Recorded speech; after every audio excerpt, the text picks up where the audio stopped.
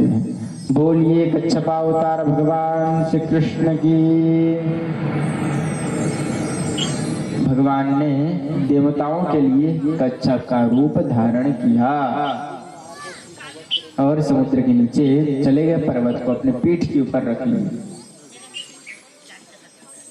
जैसे ही पीठ के ऊपर रखे फिर मथानी शुरू हुई, मथना प्रारंभ किया। तो जैसे ही प्रारंभ हुआ तो सर्वप्रथम समुद्र से विष निकला, हलाहल विष। और ज्यों ही विष निकला त्यों ही देवता और दानव मूर्छित होने लगे। विष है भाई, अब विष तो सबको बेहोश करता है, किसी का प्राण भी ले लेता है। तो वो सब बेहोश होने लगे। भगवान के पास गए। भगवान ने कहा कि इसको भाई शंकर जी ही धारण कर सकते हैं। भगवान शंकर के पास जाओ, प्रार्थना करो। तो जितने देवता थे भगवान शंकर के पास गए, प्रार्थना करने लगे। देवदेवात्मन भूत भावनः त्राहिनः शरणां प्रपन्नां त्रैलोक्ये दहनात् विषात्। कि हे भगवान, हमने सर्वप्रथम मंथन किया तो विष निकला है, इसका कोई निराकरण करे। भगवान अपनी अर्धांगिनी की तरफ देखते हैं कि क्या करूं, देवता आए हैं मुझे विष पिलाने के लिए। अब माँ पार्वती बोली कि देखो भाई, देवताओं का हित है तो जो कार्य आपको अच्छा लगे वो करो। भगवान ने कहा ठीक, आज्ञा तो मिल गई है। लिए और पान किए। तो पान करके सोचा कि अगर मैं इसको अपने हृदय में रखता हूँ, भगवान राम है, और नीचे डालता हूँ तो कहाँ रखा? तो रा कहकर मुंह खोला और मह कहकर बंद कर दिया। रा और मह जैसे ही बोले तो कंठ पर ही विष को धारण कर लिए। बोलिए नीलकंठ महाराज की जय हो। तब से भगवान का एक नाम पड़ गया नीलकंठ। विष था इस वजह से कंठ पूरा नीला हो गया। हृदय में भी धारण नहीं कर सकते क्योंकि भगवान राम है, इसलिए कंठ पर धारण किया। देवता बहुत प्रसन्न हुए और फिर मंथन करने लगे।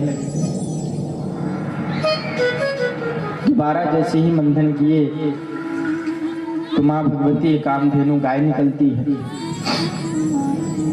जैसे ही कामधेनु गाय निकली,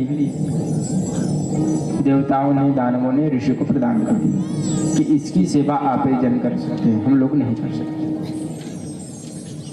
फिर मंथन किए। तीसरा उच्चैश्रवा घोड़ा निकला जिसे राजा बलि को दे दिया गया। देवताओं के राजा थे इसलिए, दानवों के राजा थे बलि, इसलिए बलि को दे दिया गया। चौथा ऐरावत हाथी निकला जिसे इंद्र को प्रदान किया गया। पांचवा कौस्तुभ मणि निकली जिसे भगवान को दिया गया, क्योंकि जो मणि का मूल्य है वो अगर किसी लोहार के पास चला जाए तो उसका कीमत नहीं पहचान पाएगा। तो भाई सुनार के पास रहेगा तो उसका कोई मूल्य रहेगा, तो इसलिए भगवान को दे दिया गया। छठा अप्सराएं निकली जो स्वर्ग में प्रदान की गई। स्वर्ग में ही इसका अच्छा स्थान है, इसलिए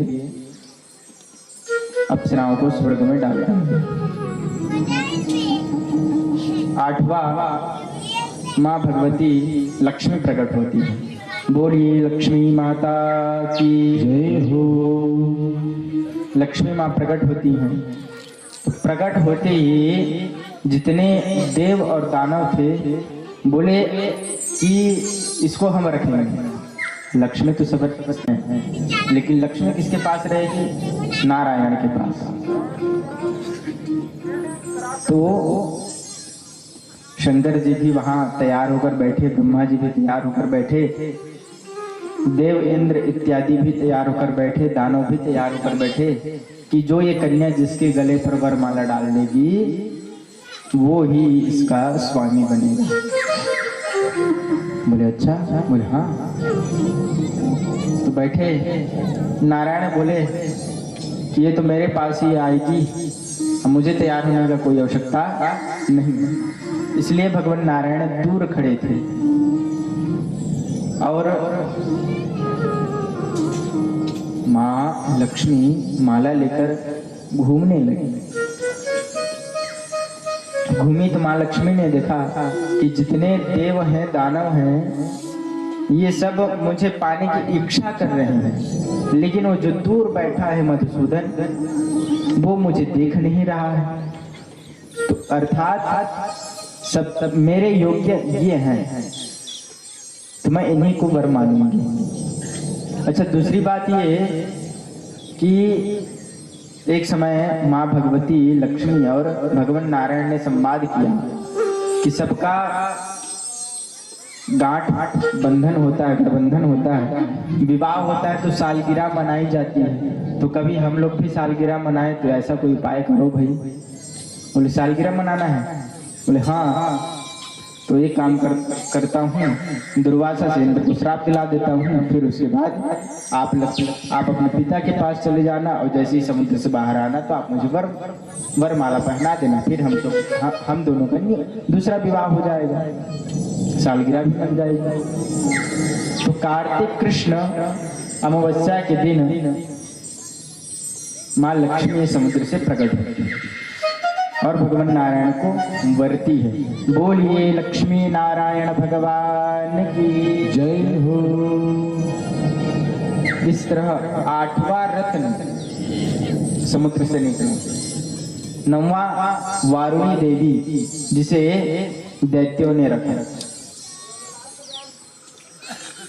10वां चंद्रमा को भगवान शंकर ने रखा। 11वां पारिजात वृक्ष हो गए, वो चीज आपको प्रदान कर देने वाली है, कल्प वृक्ष। 14वां धन्वंतरी प्रकट होते हैं। प्रकट जैसे ही हुए, हाथ में कलश जिसमें अमृत रखा हुआ था। दानवों ने देखा, धन्वंतरी से छीनकर भाग गए। अब दानव छीन कर भगे तो देवता बोलने लगे, ले गया ले गया ले गया ले गया, हमारा रत्न ले गया, लूट कर हमसे ले गया। विष्णु जी वहीं थे, बोले क्या ले गया? बोले भगवान अमृत लेकर चले गए वो लोग, अब क्या करें? तुमसे बड़ा मूर्ख कोई नहीं है, बताओ। जिसके लिए तुमने यज्ञ किया, ये तूने मंथन किया, वही चीज तुम क्या करोगे बताओ जीवन में अपने? तभी तो रोते रहते हो हमेशा, सब कुछ मेरे को करना पड़ता। बोले भगवान बचाओ, क्या करें आप बताओ। बोले ठीक है, एक मार्ग बताता हूँ, शांति से रहना। भगवान ने अपना एक स्वरूप कन्या के रूप में बनाया, जिसे मोहिनी के नाम से जानते हैं। बोलिए नारायण भगवान की जय हो। मोहिनी का रूप धारण किया भगवान ने, स्त्री का रूप। किसके लिए? अपने भक्तों के लिए। अभी तो अपने लिए नहीं, भक्तों के लिए उन्होंने अपना रूप धारण किया, स्त्री का रूप धारण किया भगवान ने। और धारण कर कर दानवों के पास गए और जब चले रहे थे, दानवों ने पूछा, देवी आप कहाँ से आई हैं, कहाँ जा रही हैं? तो देवी बोली, नहीं इधर से गुजर ही रही थी मैं। आप दोनों लड़ाई कर रहे हो, किस बात पर लड़ाई कर रहे हो? तो बोले कि ये अमृत का कलश जो समुद्र से निकला, हम दोनों ने मेहनत किया है, इन्होंने हमको वचन दिया था कि जब समुद्र से अमृत निकलेगा वो तुमको मैं दूंगा, तो अब हम इसको लेकर जा रहे हैं। तो मोहिनी ने कहा भगवान नारायण ने कि अच्छा एक बात बोलूं मैं? बोले हाँ बोलो। कि क्या मैं इस अमृत को दोनों पक्ष में बराबर बांटूं? बोले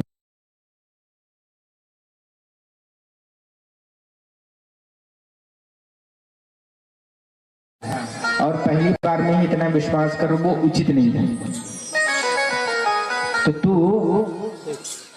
ऐसा कर कि तू ही बांट ले, मैं चली जाती हूँ यहाँ से। तो भाई ऐसा जब कहा तो दानव थे वो और विश्वास करने लगे, जो ऐसा कह सकता है वो तो कभी पक्षपात नहीं कर सकता है, तो इसलिए इन्हीं को दिया जाए। तो